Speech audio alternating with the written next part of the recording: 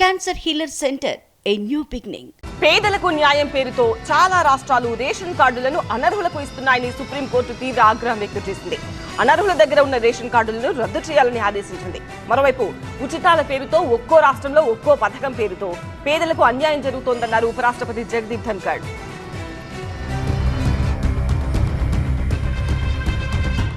ఉచితాలపై మళ్లీ దేశవ్యాప్తంగా చర్చ ప్రారంభమైంది. సంక్షేమ పథకాలు, పెన్షన్ల విషయంలో దేశమంతా ఒకే విధానం ఉండాలన్నారు రాజ్యసభ చైర్మన్ జగదీప్ ధన్కర్. దీనిపై పార్లమెంట్లో చర్చ జరగాలన్నారు. సబ్సిడీలు కూడా రైతులకు నేరుగా అందిస్తేనే మేలు జరుగుతుందన్నారు. సంక్షేమ పథకాలు, సబ్సిడీలు ఒక్కో రాష్ట్రంలో ఒక్కో తీరుగా ఉండడంతో పేదలకు అన్యాయం జరుగుతోందన్న ధన్కర్ దీనిపై దేశవ్యాప్తంగా చర్చ జరగాలన్నారు. అభివృద్ధి చెందిన దేశాల్లో రైతులకు నేరుగా సబ్సిడీలు అందుతున్నాయన్నారు. If in one state one is getting 1 rupee, in the other state the pension will be 10 times.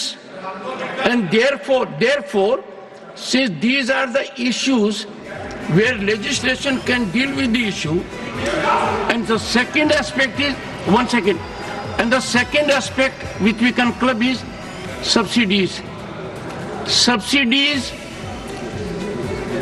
if required in areas like farm sector, should be direct, and that is the practice in developed countries. I checked up with the US mechanism. మరోవైపు దేశవ్యాప్తంగా ration కార్డుల దుర్వినియోగంపై supreme court తీవ్ర ఆగ్రహం వ్యక్తం చేసింది. చాలా రాష్ట్రాలు ration కార్డుల దుర్వినియోగాన్ని పట్టించుకోవడం లేదని, పేదల ఫలాలు ధనికులు అనుభవిస్తున్నారని, అనర్హుల రేషన్ కార్డుల్ని రద్దు చేయాలని సుప్రీంకోర్టు ఆదేశించింది. తలసరి ఆదాయం పెరుగుతోందని చెప్పే రాష్ట్రాలు కూడా బీపీఎల్ కుటుంబాలు ఎక్కువ ఉన్నాయని చెప్తున్నాయని ధర్మాసనం పేర్కొంది.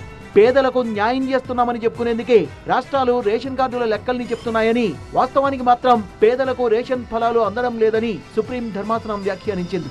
అనర్హులే ఎక్కువగా బీపీఎల్ ప్రయోజనాలు పొందుతున్నారని, కేంద్ర రాష్ట్ర ప్రభుత్వాలు పేదల రేషన్ పై ప్రత్యేక శ్రద్ధ చూపాల్సిన అవసరం ఉందని న్యాయస్థానం అభిప్రాయపడింది. Cancer healer centre a new beginning.